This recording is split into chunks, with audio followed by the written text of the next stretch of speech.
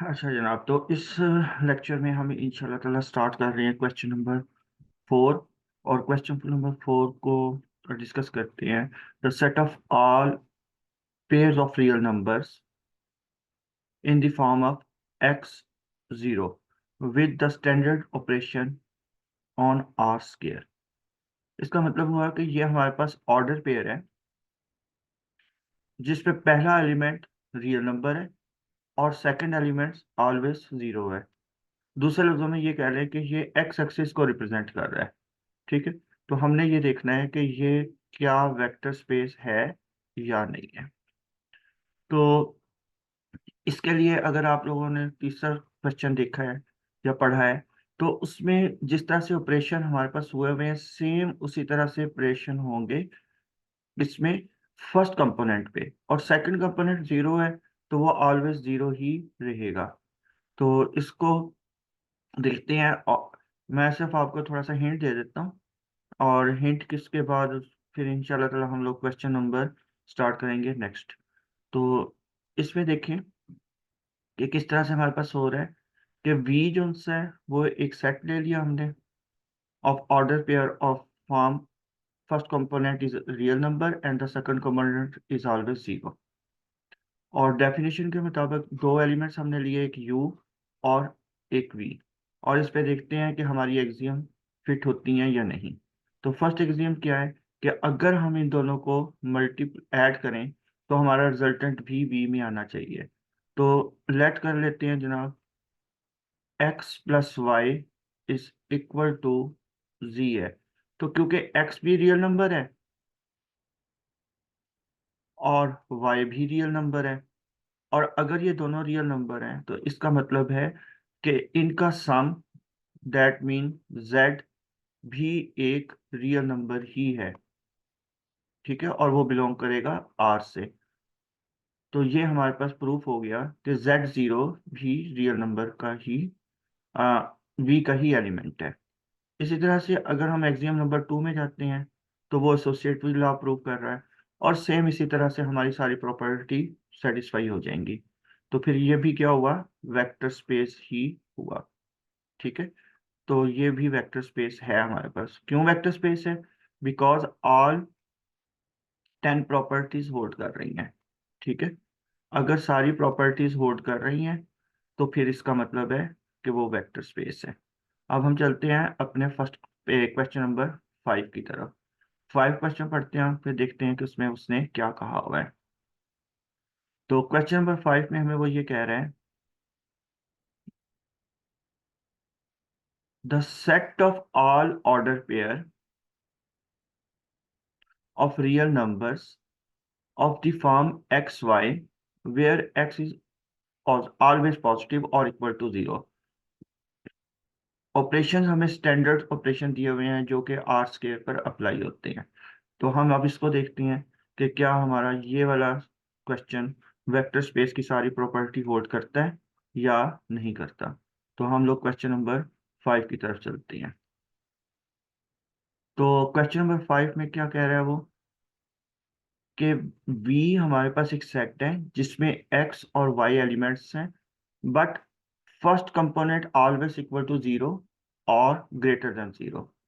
तो अज्यूम कर लेते हैं कि जनाब हमारे पास एलिमेंट यू और वी एलिमेंट्स हैं। फर्स्ट कंपोनेंट फर्स्ट में ऐड हो रहा है, सेकंड कंपोनेंट सेकंड में ऐड हो रहा है, और जो हमारे पास रिजल्ट आ रहा है वो वी का एलिमेंट है। तो इसका मतलब है एक्सियम नंबर फर्स्ट हमारी होल्ड करती है। अब हम चलते हैं एक्सियम नंबर 2 की तरफ कि कॉम्यूटेटिव लॉ होल्ड करता है या नहीं करता। तो हमें पता है कि रियल नंबर्स में कॉम्यूटेटिव लॉ होल्ड करता है, और इसके कंपोनेंट जो से हैं वो सारे रियल नंबर्स हैं। तो रियल नंबर्स को जब हम इंटरचेंज करते हैं तो इंटरचेंज करने से उसमें कोई फर्क नहीं आता, रिजल्ट सेम आता है। तो that mean commutative law hold कर गया, तो प्रॉपर्टी नंबर 2 भी हमारी होल्ड कर गई। अब इसके बाद हम चलते हैं और देखते हैं कि क्या हमारी प्रॉपर्टी नंबर 3 होल्ड कर रही है या नहीं कर रही। तो प्रॉपर्टी नंबर 3 की तरफ चलते हैं। प्रॉपर्टी नंबर 3 हमारी एसोसिएटिव लॉ है, तो यकीनन इसमें एसोसिएटिव लॉ भी रियल नंबर पे अप्लाई होता है। तो डैट मीन इसके भी सारे कंपोनेंट्स पे ऑर्डर पेयर की सूरत में भी वो अप्लाई हो जाएगा। तो प्रॉपर्टी नंबर 3 हमारी वो भी सेटिस्फाई हो गई। ठीक है, अब हम इसके बाद देखते हैं कि नेक्स्ट प्रॉपर्टी क्या हमारी वो सेटिस्फाई हो रही है या नहीं है। नेक्स्ट प्रॉपर्टी हमारी क्या है जनाब, कि क्या इसमें आइडेंटिटी एलिमेंट एग्जिस्ट करता है या नहीं करता। तो इसको देखते हैं। अब आइडेंटिटी एलिमेंट में क्या होता है जी, जीरो। तो इसमें जीरो भी होल्ड कर जाता है। क्यों जीरो होल्ड कर जाता है? जीरो का मतलब जीरो एंड जीरो, ये पॉइंट हमारे पास होनी चाहिए। तो इसमें फर्स्ट एलिमेंट जो है उसके ऊपर जो कंडीशन है वो सेटिस्फाई हो रही है, सेकंड एलिमेंट पे भी जो कंडीशन है वो सेटिस्फाई हो रही है, लिहाजा ये भी हमारा वी सेट का हिस्सा है।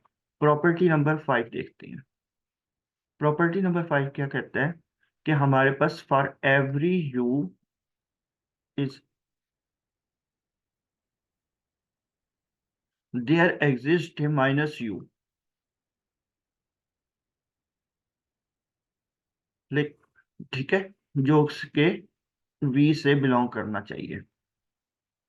लेकिन यहाँ पर क्या होगा, यहाँ से ये बी पे बिलोंग नहीं कर रहा, क्योंकि कंडीशन ये कहती है या हमें जो डेफिनेशन दी हुई है इसके मुताबिक फर्स्ट कंपोनेंट क्या होना चाहिए, पॉजिटिव होना चाहिए।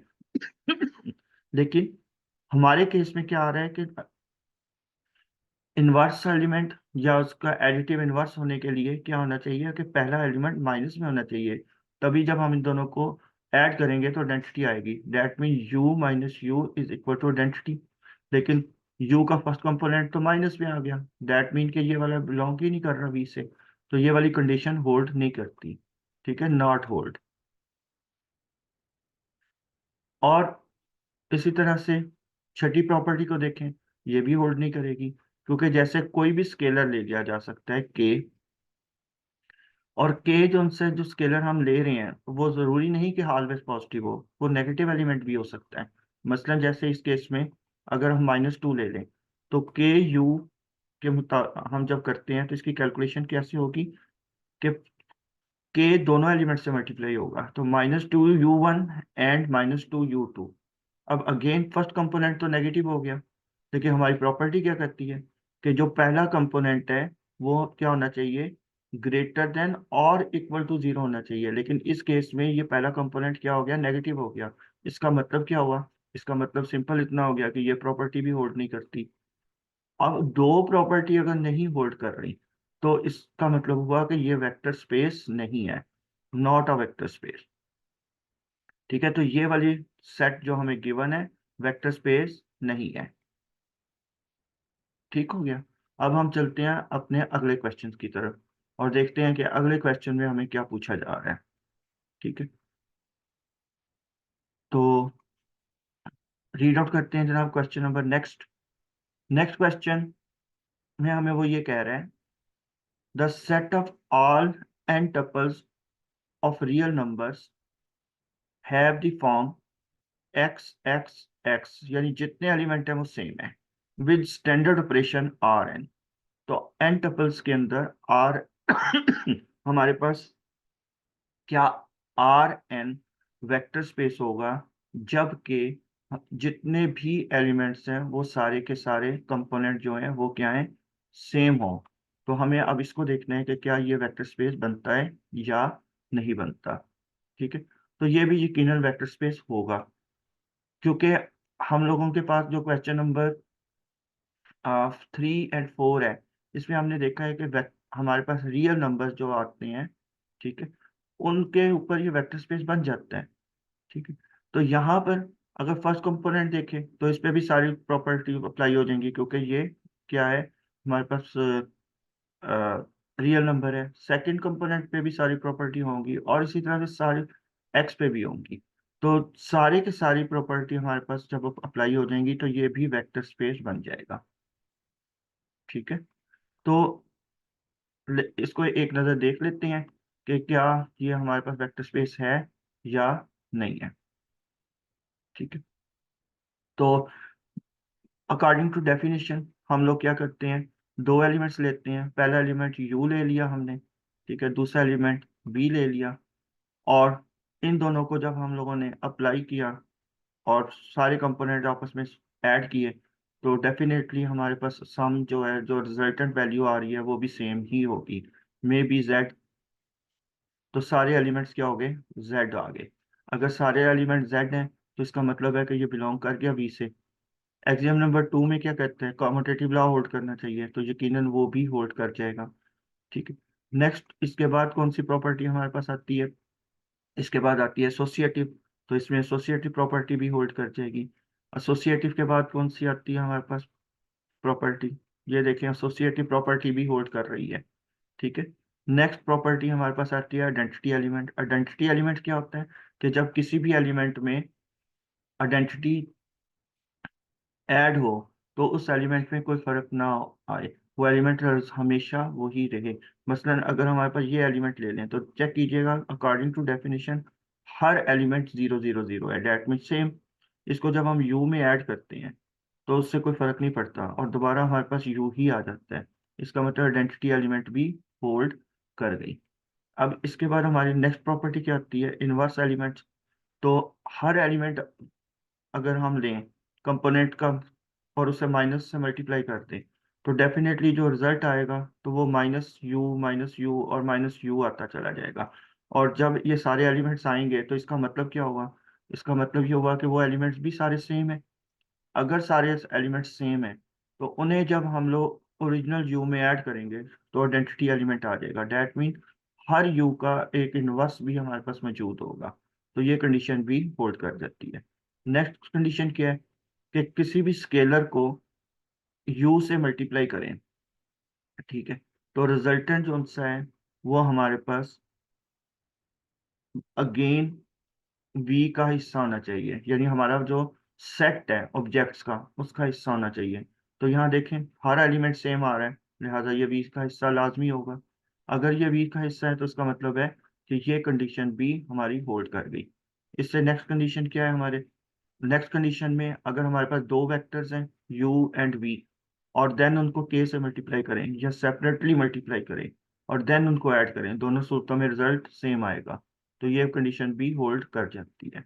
इससे अगली कंडीशन हमारे पास क्या है कि अगर दो हमारे पास स्केलर्स हैं और एक वेक्टर है और हम क्या करते हैं कि पहले दोनों स्केलर्स को ऐड अप करते हैं और देन उसे u से मल्टीप्लाई करते हैं, या ये भी हो सकता है कि दोनों को सेपरेटली यू से मल्टीप्लाई करें और देन ऐड करें, तो दोनों सूत्रों में रिजल्ट सेम आएगा। ठीक है। तो ये प्रॉपर्टी भी हमारी होल्ड कर जाती है। नेक्स्ट प्रॉपर्टी हमारी क्या है कि अगर दो स्केलर्स को मल्टीप्लाई करके आंसर को यू से मल्टीप्लाई करें या पहले एक कुछ स्केलर को मल्टीप्लाई कर दिया जाए और फिर दूसरे से मल्टीप्लाई किया जाए, तो उस सूरत में रिजल्ट में कोई फर्क नहीं आएगा। तो ये प्रॉपर्टी आपके सामने सॉल्व हुई हुई है कि पहले हमने क्या किया कि m को u से मल्टीप्लाई किया और तो हमारे पास ये रिजल्ट आ गया। सिमिलरली हमने क्या किया, फिर k से मल्टीप्लाई किया तो ये रिजल्ट आ गया। लास्टली अगर देखें तो यहाँ से ये km सब में है तो कॉमन निकल सकता है, तो बाकी हमारे पास यहाँ u रह गया। तो ये हमारी राइट साइड आ गई, तो लेफ्ट और राइट दोनों सेम आ गई, डैट मीन ये कंडीशन भी होल्ड कर गई।